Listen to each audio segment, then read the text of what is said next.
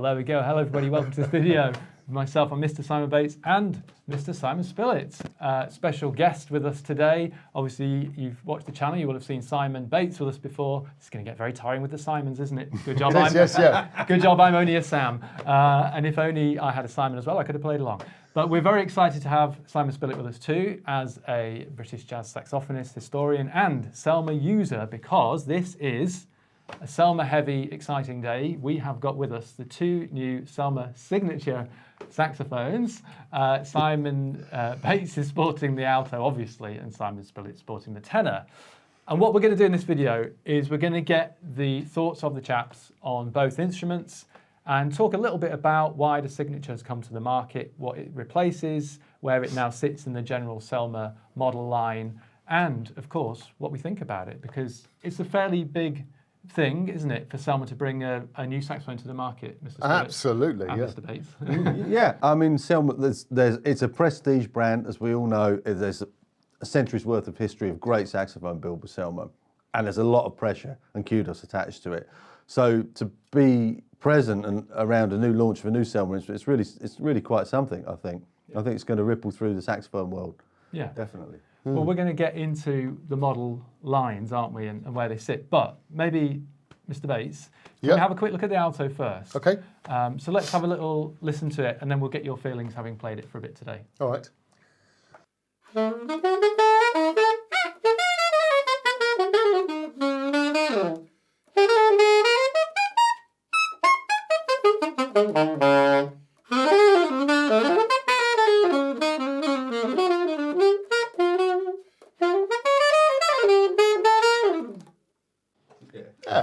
Very nice. So we've had a bit of time with these today, haven't we? A little bit, yeah. I mean, you know. Yeah, not hours, but a little bit. And before I get into some of the spec stuff, I just want your first impressions, having had a bit of a blow on it. Do you know what?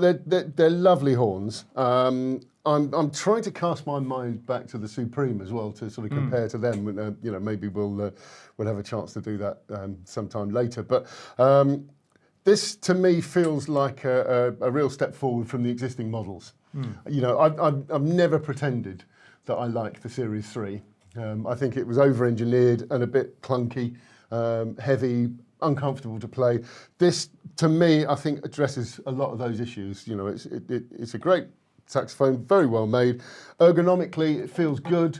Apart from, you know, for me, the E flat and the C are slightly in the wrong position, but, you know, I've got sausages for fingers, so you know, it's, as I say, that's not a bad thing. It blows. I mean, this is pretty much out of the box. I'm sure it's been tweaked by Abby, but you know, it blows really nicely. It's very even across the range. I'm getting right up at the top, right down the bottom. It does exactly what I'd expect it to do. Yeah. So let's touch on a bit of the spec, because the spec that we're going to talk about carries over into the tenor as well, and then obviously we can get Mr. Spillett's thoughts on the tenor. So let's talk about the two things that are the same on all. Selmer now use this sort of nickel silver band, which it pivots around the top, and that's what helps clamp down and close the neck into the tube. So it moves around, and Selmer believe and say that, you know, you can then experiment with where you want to put that. It's an important nodal part of the instrument, etc. We all can have our own thoughts on that. But it may be even just from a practical point of view, if you feel like a bit further round or whatever, it's good. That clamps using a 3-point concentric system inside the tenon. So basically, they've worked on strengthening and improving this area. The other thing that's similar on the alto and the tenor is the Teflon coating on some of the octave mechanism to help make that smoother, more reliable, etc. Now let's talk about the things that are different though, because this isn't a case that Selmer have brought to the market, here's our new signatures in alto and tenor, and the signature is just a new thing. What they've actually done is evolved from models that were already in place. So the alto, according to Selmer, is based on, as inspiration, the Series 2. So the old SA80 Series 2, which came out in the mid-80s. However, we know they have modified the internals of the neck from that Series 2, and indeed they've made those other little tweaks that we talked about.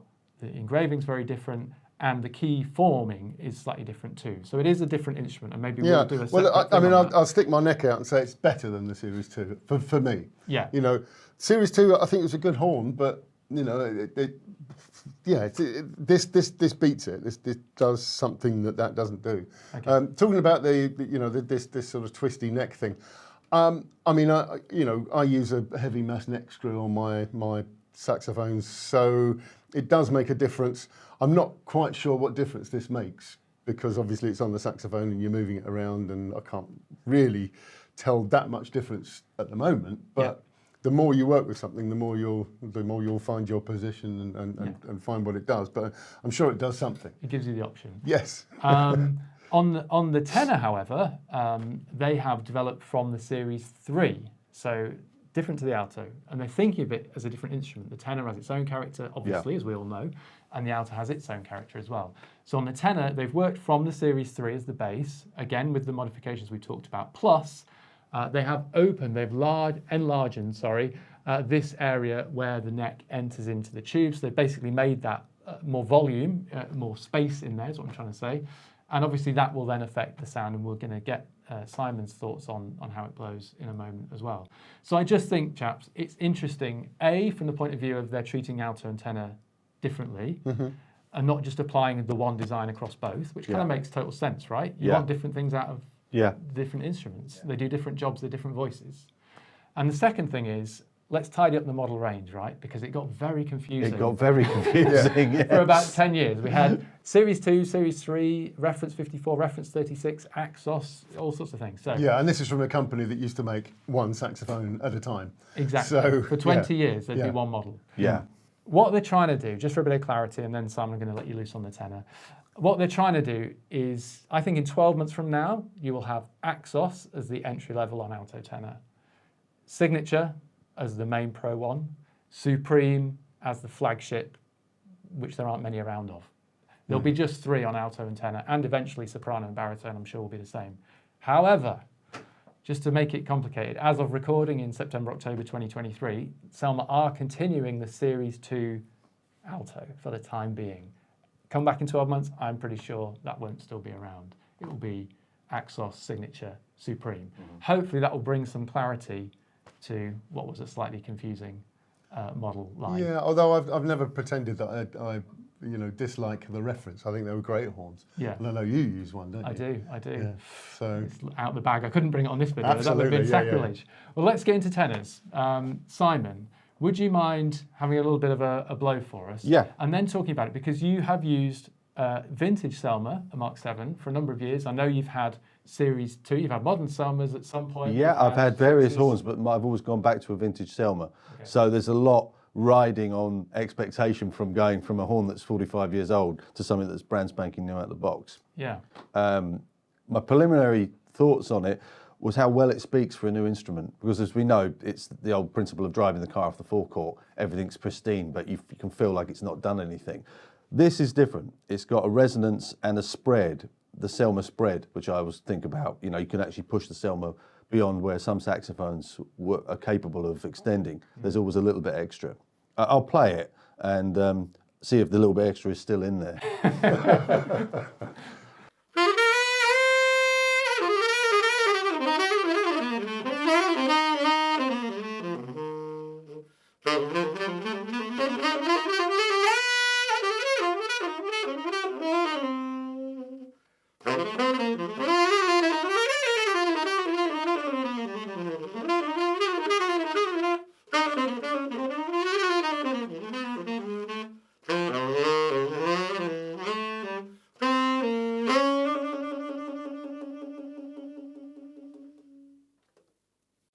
Nice. So we were talking just before we filmed about that pushing and pulling, and I think you've kind of alluded to that there a little bit in the playing, but sometimes you need to lay back, sometimes you want to push, and if you're a working musician, sometimes you're backing a singer in a small environment, other times you might be belting it out at a pop thing. And we fiddle with mouthpieces and ligs and reeds to get us to something that can maybe do everything. Do you feel, Simon, on the tenor, that maybe this is I don't want to put words in your mouth, but this is the first of the modern Selmers that would allow you to kind of do everything? Yeah, it's interesting what you guys said about the reference models. I didn't get on board with that at all. I found that I didn't like them at all. And I think a lot of that probably was time in prejudice. You know, it's kind of like exactly what happened when the Mark 7 came out, when it superseded the Mark 6. There were a lot of people who said, well, you can't build better than the Mark 6. And I think there's been a tendency with that. There's always a tendency with all saxophone manufacturers, when they bring something out, there'll be a nostalgic like me saying, but do you remember the so-and-so? Yeah, this feels extremely adaptable. I mean, it sounds like a very obvious thing. You can play quietly on this, you can play loud, it's got the dynamic range. Some horns, when you get to the top end of the dynamic range, they close down. And some horns, when you get to playing quietly, there's just no body in the sound. But this is great. This feels very much like a, if I say a one size fits all, that sounds a bit derogatory. This is a saxophone that's extremely adaptable. And, but it feels like a Selmer. This is really interesting because I've tried several other Selmers over the past 10, 15 years that didn't have what I would call the Selmer magic. This feels like the magic's hardwired into it. They've found it in a bottle somewhere in the Selmer factory and poured it back in. And now they're selling it. Yeah. That magic you talk of though, do you mean tonally? Is that, Yeah. That's the essence of a Selmer, isn't Yeah. it? It's that weight to the Yeah, sound, but absolutely. without it throttling it. Yeah, I think the important thing is there's always what I call, as I said, I call the spread. You can be in a pretty dull acoustic and you can be playing, say, in the middle register, middle D, E, something like that, and you want that extra, you want it to spread at the sides. Selmer's always been, the vintage Selmers were always able to deliver that. This can do the same thing. I mean, I've played it in 2 acoustics in here and in the other practice room, and I'm sure it would respond differently to other acoustics, but it's got that core Selmer sound. Which I think is great. I mean, I know they can't engineer that into a saxophone, but somehow the magic's in there. Well, yeah. I mean, there's ways and means. But well, can we just talk about mouthpieces? Because interestingly, you tried it with a couple of different things, Yeah. didn't you? And then we'll get onto the alto as well. But what have we got on there? You got. Well, I've got, this is a brand new D'Addario, and it's one of their Select Jazz, and it's a D7M, so it's a fairly standard middle range, middle opening mouthpiece. I tried it with a vintage link. It works perfectly well with that. But Okay. But I thought it was, for the purposes of this, it's nice to see something that is, I'm not saying this is a generic mouthpiece, but a lot of people, when they come to a saxophone for the first time, play an ebonite mouthpiece. Yeah. And I think it's the go-to for a lot of entry-level players. So if there was anybody that was looking to go upgrade onto a professional saxophone, to try it with a standard kind of ebonite mouthpiece is a kind of acid test, I think. Yeah. And it responds very well. It speaks equally well with an old metal mouthpiece and a brand new contemporary design mouthpiece. Yeah. Yeah, that's not always the case. I mean, when I originally swapped from Mark 6, where I used a link onto the Yamaha, the link didn't work on the Yamaha at all. Yeah. You know, so I had exactly the same thing. When I switched over to my first Selmer, I was using a metal Berg glass, and when I went on to a Selmer, that didn't work at all. Yeah. Yeah. Funny enough, that's what I switched to from the. There you go, folks. From the That's link. it. Yeah, you know, Been selling but each it other is- mouthpieces for years. For me, it's all about finding your voice, though, and I think that saxophone. When I heard you, you sound like Simon. Yeah. You know, That's the and I think important that's the core thing, because I've tried plenty of saxophones in here where I've thought that's nice, but it's not you're me. not in it. You're not in it. Yeah, exactly. I know exactly what you mean. And I think that's important. If you can find an instrument that fits you, and it may be that these aren't ideal instruments for you out there, but I'm feeling the love. Yeah, same here. I mean, I've got to say, this is the first new horn that I've tried in a long time, and I've actually thought, yeah, this is a real option. Can we talk about the elephant in the room here, which is, he's playing soprano, which is price, because these are not cheap. Right, let's just spit it out. They're not cheap. They're thousands of pounds. Obviously, Are you talking about us or the horns? Yeah. the horns. That's why you're both there. No, and I think we've talked about this before. How many people do you actually see out on working pro player gigs using a very modern Selmer? Not huge amounts. No. Well, I mean, I obviously I see a lot of military players playing modern Selmers, But they didn't buy. Well, that's very true. Yes. So this is it. So I think there's no getting around the fact they're expensive. I think now, and they've always been worth it, don't get me wrong, but I think now we're at the point where it's fair to say these are the flagship saxophones that are in production. Yeah. I don't want to go overboard, because the Supreme obviously is of a similar quality, and we might do videos in the future comparing the two. But I think Signature and Supreme, you'll find your flavour. If you've got that sort of money, it's fantastic. But here's my question. If you're a working pro who's had a vintage Selmer for decades and you're beating the path and working, are you going to come and drop £6,000 to £7,000 on a brand new Selmer? Well, I can think of a working pro sitting on this very chair who might even consider.